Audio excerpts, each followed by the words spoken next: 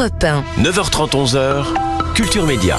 Thomas Hill. Merci beaucoup d'être avec nous pour la suite de Culture Média. Dans un instant, on va chanter les plus grands tubes des comédies musicales. Mais on est toujours avec Jean-Marc Généreux, que vous retrouvez tous les vendredis soirs dans Danse avec les stars, et qui se raconte dans ce livre intitulé « Chaque pas est une leçon de vie ». Un livre dans lequel vous racontez tout le bonheur que vous avez à bosser évidemment sur cette émission, mais aussi le sacrifice que ça représente, parce que ça veut dire plusieurs semaines parfois loin de chez vous. Alors vous faites des allers-retours, mais c'est compliqué quand même.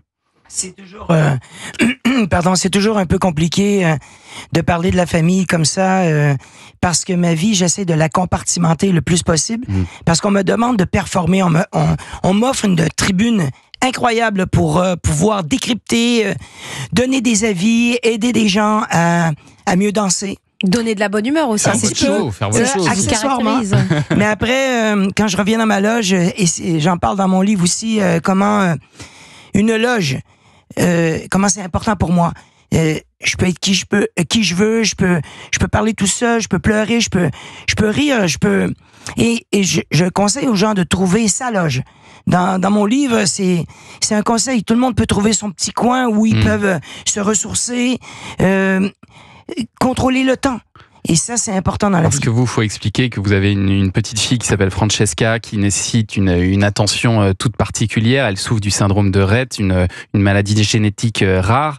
Et donc, c'est impossible pour elle de venir en France, de venir à Danse avec les stars avec vous. C'est impossible. Et puis, elle... les et ça j'achète ou les oh là là chihuahua, c'est juste pour la faire rire en réalité. Ouais. C'est le ton que j'emploie, c'est les gestes, c'est l'énergie. Mais elle, les concours de danse, les trophées, les titres, elle s'en fiche. Carrément, c'est un contact, et c'est là où ce que ça me ramène à une réalité. On vit dans une lumière, on a tous notre lumière. Et moi et France, on a vécu des moments hyper forts à être applaudis sur des tribunes fantastiques. Parce que vous avez commencé par danser ensemble, hein, vous l'avez dit, France, vous l'avez connu, vous aviez 9 ans, c'est ça? Oui, à 9 ans, mes yeux ont croisé ses yeux, et c'était mon premier coup de foudre. Bang! Ouais.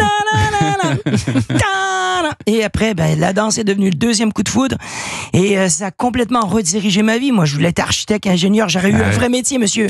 J'aurais eu un vrai métier. Je vous imagine pas du tout architecte. Je pense que c'était fait pour vous, la danse.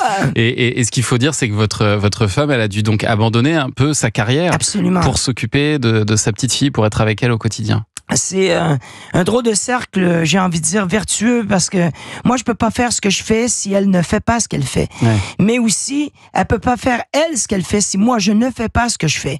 Et donc on est complémentaires dans cette... c'est sûr qu'on se retrouve dans deux sphères d'action différentes. On a vécu les mêmes choses en même temps pendant 30 ans de notre carrière de danse. Après, elle, avec le diagnostic de Francesca, elle a décidé de faire ce qu'elle fait. Et ce qui me permet de faire ce que je fais et d'être aujourd'hui avec vous. Parce que pour l'expliquer aux auditeurs d'Europe 1, c'est un diagnostic qui arrive tard. C'est pas un diagnostic qu'on a à la naissance. C'est un diagnostic qui arrive presque à 2 ans, c'est ça? Exactement. Il y avait 24 mois quand on l'a reçu après un test d'ADN et tout ça. Et les chercheurs ont dit c'est le syndrome de Rett. Et là, on voyait la pente qui était pour aller dans l'autre sens, quoi. Ouais. Parce que vous l'avez vu grandir normalement au début. Elle parlait, elle marchait, on jouait à la cachette, quoi. Et aujourd'hui, cette maladie lui a tout volé.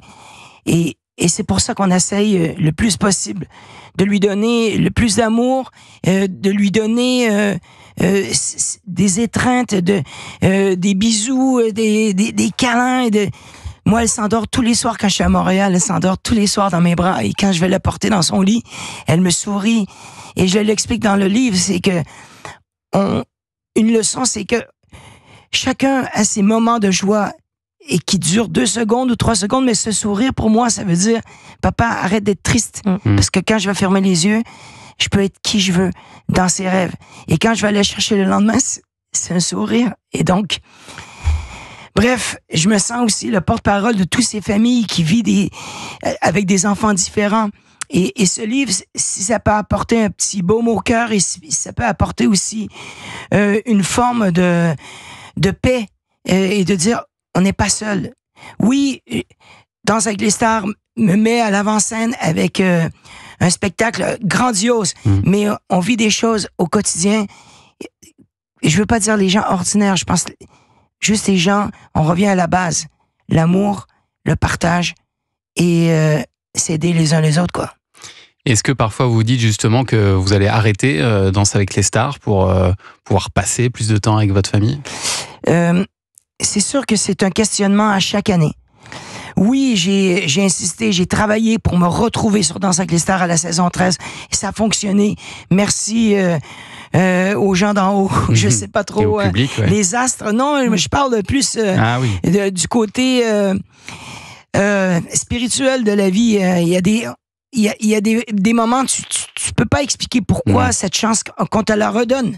Et donc, je l'ai saisie et je suis heureux. Je veux pas être ailleurs.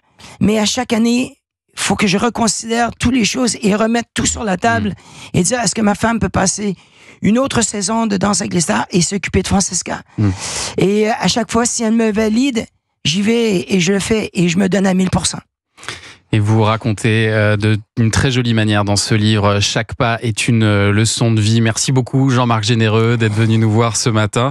Et on vous retrouve évidemment vendredi soir en pleine forme dans Danse avec les stars, 21h10 sur TF1. Merci mille fois d'être venu ce matin. Merci, 12 célébrités, 12 perfos, ça va être canonisé. Ça va être génial. J'achète!